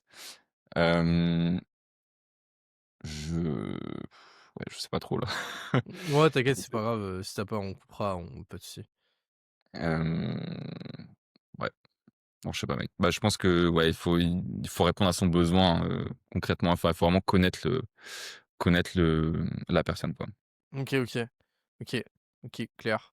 Donc du coup, tu fais le handbird, pendant 3 mois, ça te fait du cash?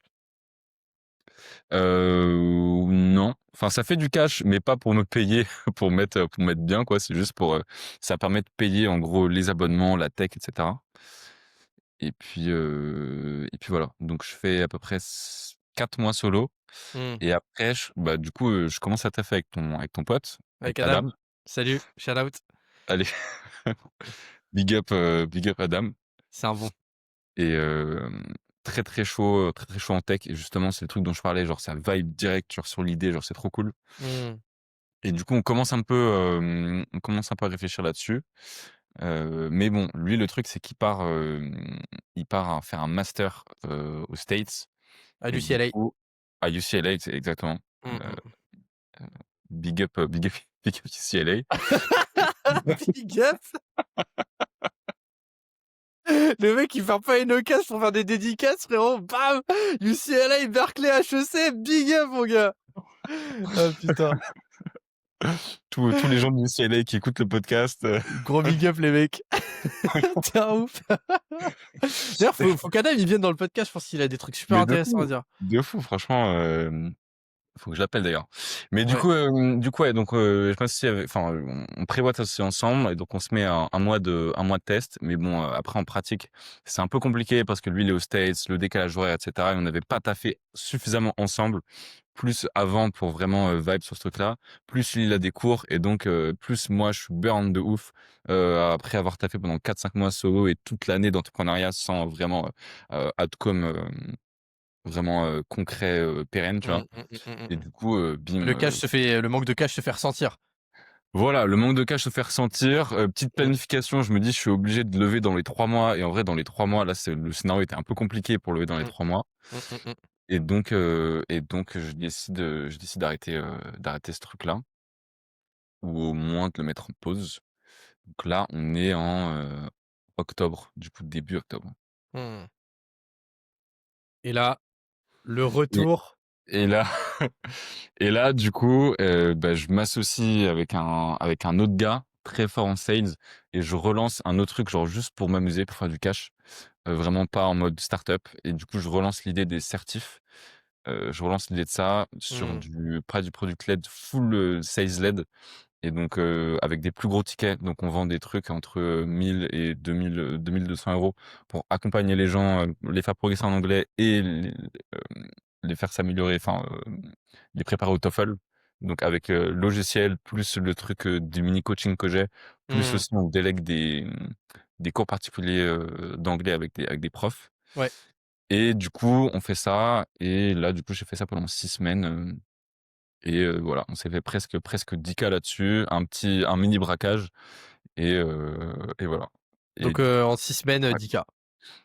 ouais, presque, ouais. On a fait, Ça, c'est du crack, ça.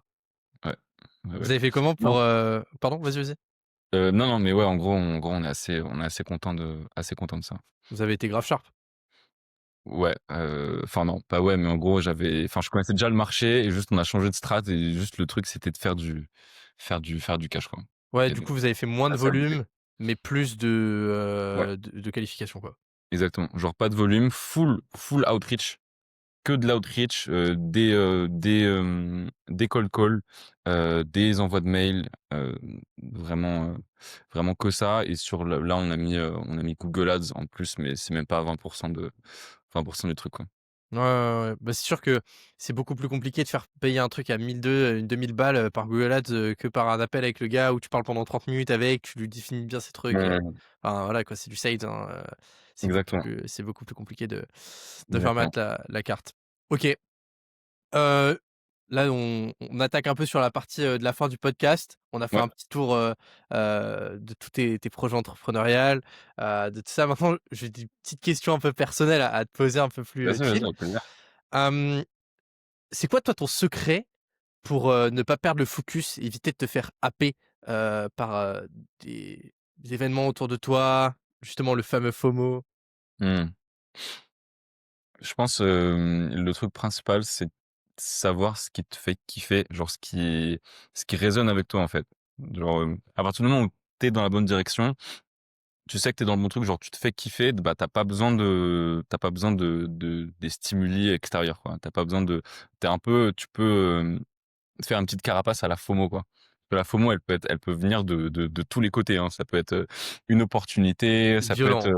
ça peut être un pivot, ça peut être plein d'autres choses. Donc C'est c'est vraiment vraiment violent, la FOMO, hein. ouais, C'est ouais, c'est vraiment violent de ouf, je trouve, la FOMO, c'est dingue. Il y a beaucoup de gens qui s'égarent avec ça, hein. ouais, c'est le truc le plus dur, hein, et même, bah, se dire, et enfin quitter cette idée-là, ce poids-là, ce fardeau-là de: «Ouais, ça va être quoi ma prochaine ligne sur mon CV? Qu'est-ce que les gens ils vont penser? Là, si je fais ce truc-là, ça marche pas. Genre là, mon truc ça a pas marché. Putain, qu'est-ce que voilà quoi, j'arrive, ça a pas marché». Genre On s'en bat les couilles. genre est-ce que tu fais ce qui te fait kiffer? Bah, ouais, bah, dans ce cas-là, aie confiance en toi et boum, ton truc ça finira par fonctionner, quoi. Ouais, je suis grave, grave aligné avec ce que tu dis. En fait, le problème, c'est que la FOMO devient, enfin, c'est un tout le monde est là-dedans, quoi. C'est-à-dire que: «Ah mais qu'est-ce que je vais faire? Putain mais, si je fais rien pendant un an, comment je vais devoir le justifier? Comment je vais faire pour avoir mon job, comment je peux faire pour» tu vois? Et c'est dingue parce que, tu sais, c'est trop marrant, il y a ce truc quand tu vas voir les gens qui disent: «Ouais, tu sais quoi avant? Ah bah là, j'ai fait une boîte pendant 6 mois mais je l'ai fait couler quoi, j'ai fail». «Ah ouais, tu as fail une boîte? Oh, mec, mais non, comment tu vas faire et tout?» tu vois? Et alors que Comment mec, tu vas trouver un taf, mec? ouais, ouais, ouais, alors Mec, c'est quoi que tes compétences? gros, il y a un gars que j'ai rencontré dans le métro, j'étais avec Alexis. Le mec, il me dit: «Non mais gros, je comprends pas comment tu as pu faire une deep tech alors que tu sais pas coder. Moi, je te conseille d'aller faire 42». Le mec, il me dit ça, tu sais, genre je le connais ni d'Adam ni Tu d'Ève, rencontré tu dans vois? le métro? En fait, j'étais avec Alexis, Ouais, on est dans le métro. Alexis, le mec, l'avait déjà vu 2-3 fois, ouais. dans des événements à la Sorbonne. Et le mec, il arrive, il me fait: «Non mais mec, moi j'ai fait un stage dans une start-up en fait, si tu fais une boîte, 2-3 fois, c'est qu'il y a un problème, il me fait: «De toute façon en plus tu as fait une deep tech alors que tu sais même pas coder, enfin, moi mon frère il va faire 42, moi je te dis, hein, va postuler à 42, en plus tu as arrêté tes études, waouh», tu vois? Genre. Ah non, mais ça c'est Non, non mais pire truc. c'est Et lui mais lui, il faisait quoi, le gars? c'était un mec de la Sorbonne, qui a fait un stage à New York pendant 2 mois, le mec il sortait plus pisser, tu vois? Ah bah, ouais, c'est ça, hein. Non mais ouais. Non mais c'est un En truc fait, fou. il essaye, lui, il a beaucoup de FOMO, tu lui racontes tes trucs, je pense que ça doit impressionner les gens. Je pense que ta force de conviction, bah, toi, tu as vraiment, genre, tu dis, tu as fait all-in et cetera et tu t'en fous, genre, des conventions et cetera. Ouais. Et je pense que ça doit impressionner les gens et les gens, eux, ils ont bah, tout le monde a beaucoup de FOMO, donc le gars essaie de te De s redistribuer de FOMO, tu vois? C'est Genre, ça, il il a se tellement de rassure. FOMO, Il a besoin de se il rassurer, essaye genre. de ouais, c'est ça. Ouais, ouais, c'est un peu comme, c'est putain, mais ça, c'est marrant, encore le ping-pong magnifique. Ouais, C'est un peu comme les parents, en fait. ouais. Toi, du coup, tes parents, ils sont tu un parcours de ouf, mec, je t'ai dit, tu pourrais faire énormément de cash en allant dans une boîte. Comment tes parents, ils ont réagi, quand tu leur as dit: «Écoutez, je vous aime bien, hein, merci, vous avez investi en moi, mais franchement, le salariat, c'est pas pour moi». Bah bah, écoute, les parents, bah, moi non, moi j'ai c'est un travail de longue haleine. Moi, je les ai habitués, bah, en fait, dès le 1er truc pour eux, c'était, quand je décidé de démissionner de mon école, tu vois? Déjà, ils ont capté que enfin, c'était le Tu premier attends les premier combat. parents là-dedans, quoi. Exact. Et tu vois, je les ai préparés peu à peu, tu vois? Et donc non, moi j'ai eu beaucoup de chance. Je pense que le truc le plus hard, c'était, parce que là, à partir du moment où, tu sais, quand je leur dis que je vais faire le master, HEC, qu'après je monte ma boîte et cetera, disons que c'est un peu anesthésié, tu vois? Il y a eu l'école d'ingé, le truc à HEC machin, c'est bon, ils peuvent raconter aux oncles et aux tantes, même si, moi c'est la galère machin, ça c'est trop dur et cetera. Eux, voilà, Ouais, c'est bon, ouais, enfin ils sont, rassurés, tu vois? Ils sont rassurés, mais non, là où je pense là où c'était où il y a le plus de trucs où c'était le plus dur, de leur faire comprendre plus, c'était quand, moi j'arrive, en plein milieu de première année scolaire de mon école d'ingé et que je leur dis: «Bah moi je me barre. En fait, je démissionne de mon école». Mais Grégoire, tu es fou! Et et en fait, moi là où j'ai beaucoup de chance avec mes parents, c'est que ça s'est super bien passé. Mmh. Ils ont été hyper compréhensifs Mmh. et donc voilà, ils m'ont dit: «Ouais, écoute, si ça te fait du bien et tout». Eux, ils étaient surtout inquiets, genre ils étaient en mode: «Mais qu'est-ce qui lui arrive et tout?» Mmh. et mais non, ça s'est super bien passé et je pense que c'est surtout, ouais, faire comprendre, rassurer les parents, faut toujours les rassurer. «Mais non, t'inquiète, c'est moi, je choisis de faire ça, ça va me faire du bien et tout», heu Mmh. et et leur faire comprendre, ouais. Ouais, c'est vrai que c'est difficile. En plus, tu sais, il y a de plus en plus de drop-out dans les écoles. Moi, je vois, à The Quest, il y a des mecs qui vont drop-out les decks, des mecs qui vont drop-out le Hamion et tout. Genre, ils sont en mode: «Mais en fait, ça pue la merde, moi, je veux faire un truc avec mes mains, je veux build un truc» et souvent, ils me disent, en fait, c'est plus facile quand tu as un parcours académique qui est assez successful de dire: «Bon, je vous emmerde, je fais le truc». Ouais, Mais par contre, pour les gens qui ont un peu un parcours académique un peu plus difficile, comme «moi» entre guillemets, c'est vrai que faire passer la pilule, moi ça a été compliqué. En plus, moi, de base, mes parents n'ont pas fait vraiment d'études, très hautes, mais ils sont très, très bien sortis dans la vie. Donc, ils étaient en mode: «Ouais, go faire des OK. études et tout» et ça a été difficile de leur dire, «Bon écoutez, moi j'arrête, le droit en fait, rien à foutre», Ouais, ouais, donc voilà. OK, donc les darons, en fait, au final, ça se passe plutôt bien, ouais, très bien. donc grave cool. Du coup, ça te permet de bien t'organiser, je suppose? Donc ça te Ouais. permet de te dire: «OK, bon maintenant, j'ai rassuré, j'ai fait ce qu'il fallait, j'ai ma ligne directrice». Comment tu organises tes journées? Comment ça se passe entre, ton perso, ton business, peut-être le sport? Heu, Ouais.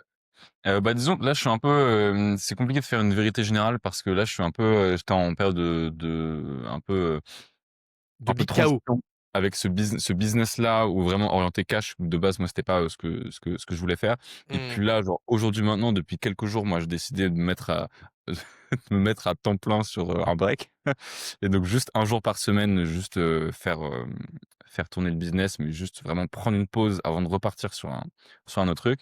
Mmh. Mais bah, du coup, plus comment j'ai fait avant sur, mes autres business, que ce soit Tawk2 ou le truc Learnburn, c'était juste, chaotique. Moi, je taffais de chez moi, heu, je taffais de chez moi et juste je travaillais, bah, tout le temps, quoi. Je me réveille, de toute Mmh. façon, je pense qu'à ça, je suis habité par ce truc-là, donc soit je taffe, soit, je réfléchis au taf, en fait et du coup, que ça, il y a pas de week-end ou quoi, enfin juste, enfin, c'est le chaos, tu vois? Il y a pas de jour de la semaine, c'est juste, ça taffe tout le temps, et là, juste pour le truc, plus pour se faire kiffer, pour là, le truc des 6 dernières semaines, bah, moi j'avais une place à Station F.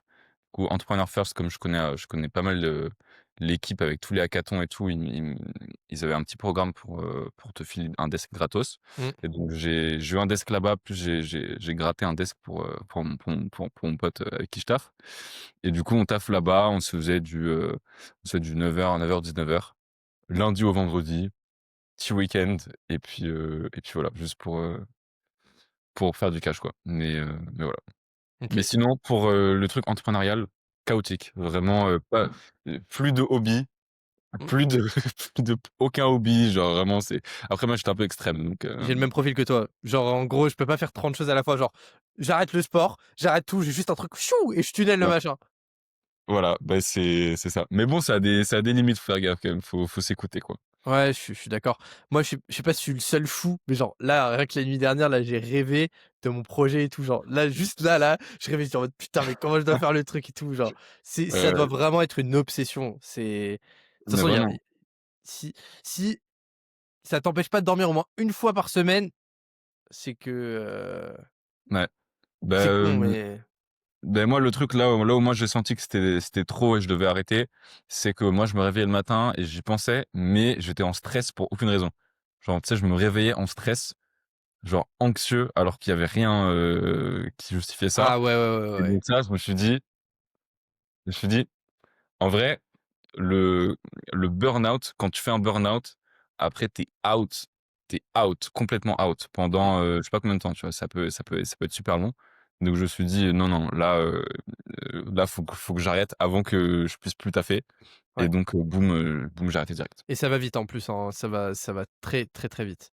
Mmh. Ah ouais. Surtout que ouais, c'est bah, du coup, pour revenir un peu sur ça, du coup, la santé mentale, c'est vraiment une priorité pour toi?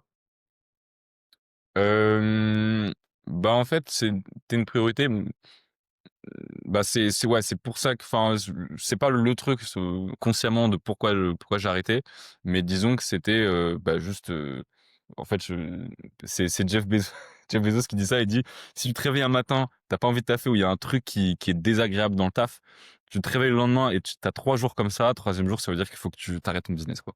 Ça veut dire qu'il faut que tu travailles pas dans le bon truc».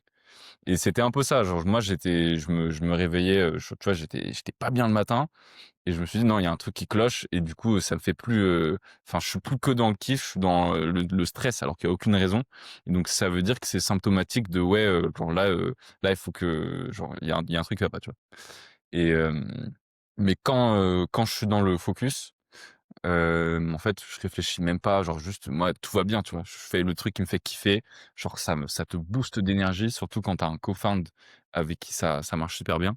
Mmh. Donc en fait, la santé mentale, quand tu fais un truc qui fonctionne et quand tu as du momentum, bah, en fait, tu pas de problème de santé mentale, tu vois? Genre tu te fais kiffer, ça fonctionne bien, puis voilà.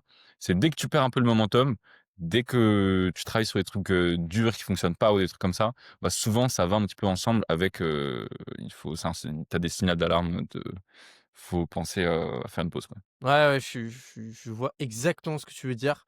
À la fin de Soro, j'étais là, mec, je me réveillais le matin à 9:00, j'étais en mode: «Oh putain, là, il faut que j'aille taffer, il faut que j'aille faire ci, il faut que j'aille faire ça, nani na Là, je dois me lever à faire» tu sais? Et genre, Ouais, tu te fais croire que, tu vois? vraiment. Tu dois faire ci, tu dois faire ça, alors que en fait, c'est là où tu te fais happer et je pense que j'étais à ça aussi de faire un burn-out et Ouais. j'ai arrêté pendant un mois, je me suis mis un peu de côté, Mec, heu d'ailleurs, je suis curieux de savoir ce que tu as fait pendant un mois, parce que là, je vais prendre ce mois-ci, donc on en reparle après. on en reparle après si tu veux. Vas-y, vas-y. On s'appelle après et je te dis tout ça. Allez. Donc ouais, c'était compliqué et j'ai trouvé un peu le moyen de revenir à la source et de Mmh. ressouler. On va en parler, on en reparlera après. Hem, du coup, sur cette année, enfin sur ces années entrepreneuriales, ça a été quoi ton plus gros échec et ta plus grande victoire? Hem, Bah, mon plus gros échec, ouais, clairement, c'est Talk2, hein. C'est pas tellement la boîte, mais c'est plus, l'échec de, bah, relation amicale, en fait. Se dire que ce Mmh. truc-là, ça m'a coûté le business. Déjà, de un, il a crash à cause de ça et de 2, j'ai perdu un putain de pote, tu vois? Du coup, ça, Mmh. c'est vraiment un gros échec pour moi. Et après, une réussite, je sais pas s'il y a une, je pense que c'est plus un ensemble d'avoir pu réussir à build des trucs from scratch. Moi, le truc qui m'a procuré, je pense, le plus de bonheur, c'est, un truc sur lequel vraiment je fantasmais, depuis je sais pas combien de temps, depuis que j'avais lancé l'entrepreneuriat. C'est faire un produit from scratch et pour la première fois, il y a un mec qui met sa CB sur ton produit et le gars, il passe, je sais pas, il passe des heures et des heures et des heures sur ton produit. Il paye pour ça, mais mec, c'est tellement il y a c'est une source de bonheur, mais sans limite, tu vois? Et du coup, c'est Mmh. arrivé plusieurs fois cette année. Pour à chaque fois que je lançais un nouveau projet, bah, en fait, c'est arrivé avec du coup, bah, ça prend de moins en moins de temps et jusqu'au dernier où le gars, sur notre projet-là, on a signé un gars 1 800 € pour faire ce truc-là et Trop, en trop. fait, c'est incroyable. C'est un signer la personne, mettre sa CB, bon ça c'est la victoire de ouf et 2 c'est tu regardes les logs et tu vois que le gars, on a ouais, sur notre premier software, on a un power user qui avait passé 45 heures, sur notre produit. Énorme victoire. Le gars, il en pouvait plus et du coup, voilà. Donc ça, quand toi, tu passes tes journées, tes nuits à coder, à faire le produit, c'est un truc de ouf, quoi. Ouais, ouais, ouais, de ouf. Je suis d'accord. C'est, vraiment une énorme victoire quand tu as un mec qui vient, tu te dis: «Putain, j'ai passé 200, 300, 400, 500 heures sur le truc». Bon, Mmh. j'abuse un peu, mais voilà et là, 1000. je mets l'heure. Ouais, ouais, non, mais vraiment, c'est charbon jusqu'à l'obtention, en fait. Vraiment, c'est incroyable et c'est une petite victoire parce qu'au fond, c'est pas le truc qui va te faire manger, tu vois? Mmh. mais ça donne de la valeur à genre tu sais que enfin ça donne de la valeur parce qu'elle est concrète et il y a quelqu'un qui bénéficie directement de ce que tu fais, quoi. De ouf, Donc heu, je suis d'accord. c'est Heu, incroyable. Et toi, du c'est toi le prochain sur le podcast, non? non, C'est non, toi qu'on va non, interviewer, hein? moi peut-être un jour, mais pour le moment, je me mets en retrait. C'est comme OK. je disais Oui, sur le oui, oui, podcast avec Alexandre, moi bien sûr. je suis le mec qui pose des questions, on parle pas trop de moi, mais un jour peut-être. Ouais, Là, je vais juste, c'est des petites questions, en gros, on va faire tac, tac, bien sûr. tac, puis après ce sera la fin. Comment tu OK. fais pour prendre du recul sur ce que tu fais? Une bonne méthode. Mmh, te laisse-moi réfléchir.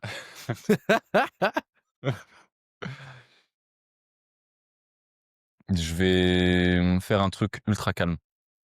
Genre je vais marcher ou alors je vais appeler, j'appelle un pote, genre prendre du recul. Tu ton meilleur pote, j'appelle mon meilleur pote et je lui dis: «Voilà, il y a tel truc, je me pose des questions sur tel truc, tel truc, tel truc». Voilà.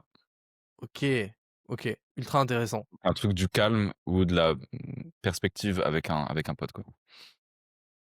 Ouais, je faisais beaucoup pareil. Je me retrouve beaucoup dans ce que tu dis, c'est, ultra intéressant.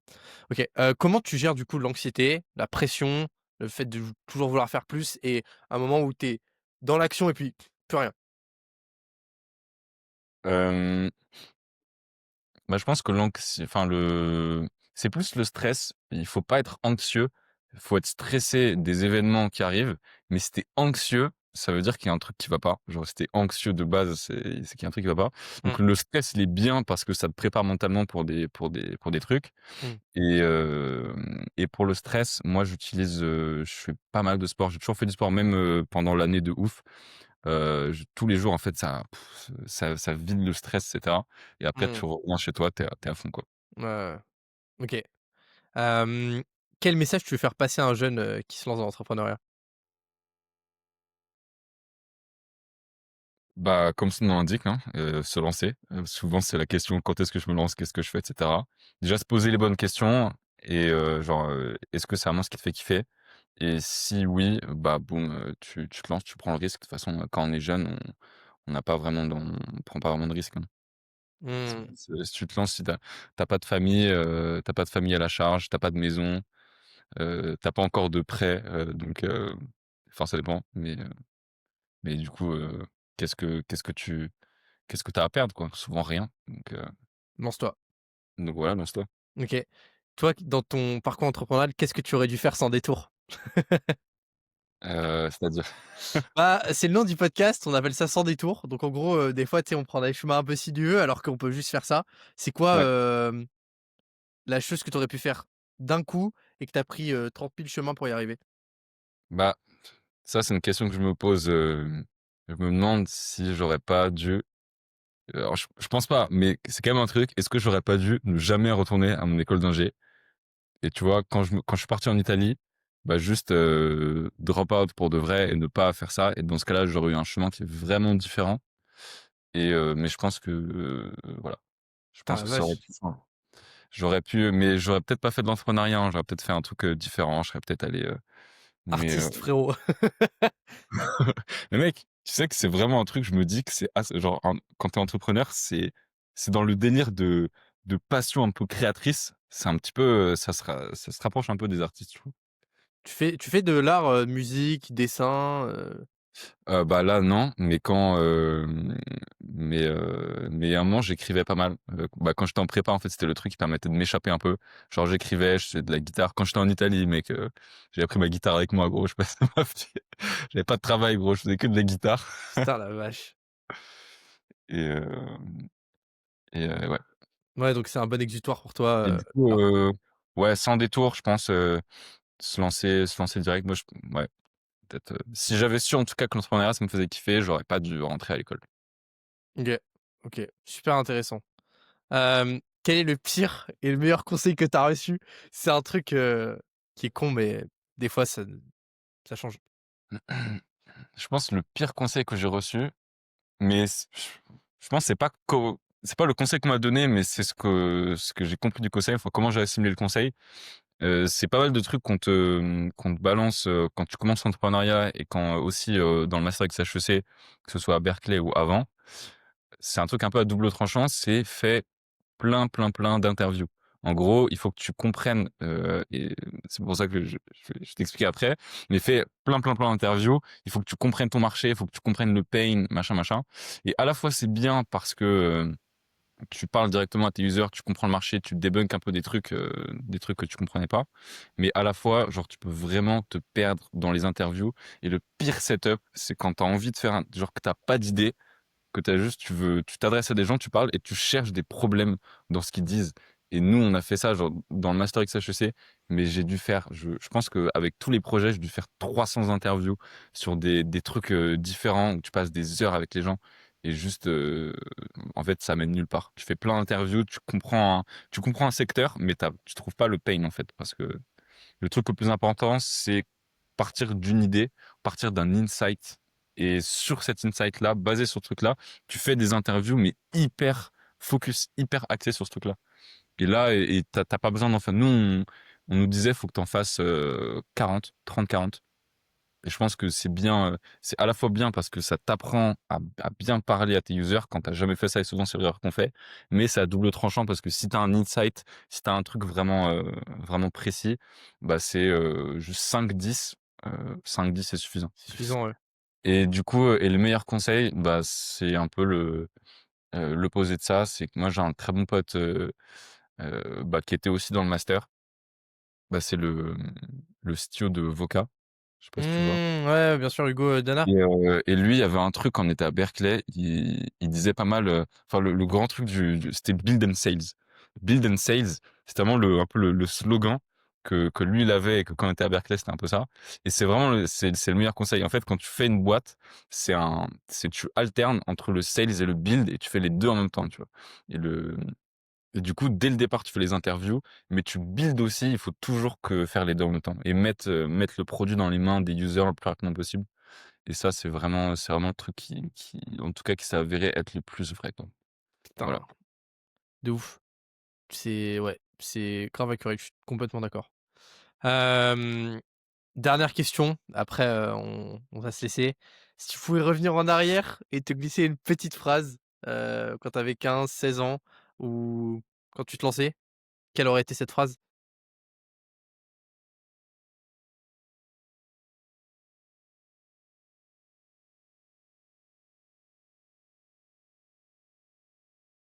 Bah, même si tu le penses pas, tu es libre de faire ce que tu veux. Je pense que c'est le truc que je me serais dit. Que j'étais dans mon tunnel, dans les études, après ça, je vais faire la prépa, après la prépa machin, j'étais pas dans ce qui me plaisait. Bah, juste de casser un petit peu ce cadre et de dire, même si t'as pas l'impression, bah, t'es libre t'as quoi, t'as 16-17 ans, t'es libre de faire ce que tu veux, t'es là, t'es smart, tu peux aller faire d'autres trucs. Genre, t'es libre. Genre, réfléchis à ce que tu veux avant de réfléchir aux contraintes, quoi. Voir outside the box. Ouais, voilà, c'est ça. Genre, Ouais, et dire: casse «Fuck le conditionnement, en fait, je fais ce que je veux». Ouais, c'est ça. Genre, vraiment, et moi, c'est le truc qui me faisait enfin, vraiment, moi, j'ai toujours détesté, l'école, les trucs comme ça, et donc vraiment, tu libre, genre, va te faire ce qui te fait kiffer, tu vois? Enfin, pas forcément en pratique, ça te fait peut-être faire de la prépa et cetera, et je pense qu'en France, bah, c'est le meilleur truc à faire, hein. Le meilleur Ouais, truc en France à faire en pratique, c'est la prépa et cetera. ou des études Mais de médecine. voilà, Non mais ouais, hein. mais il faut le faire, disons, pour les bonnes raisons, quoi. Ouais, je suis d'accord.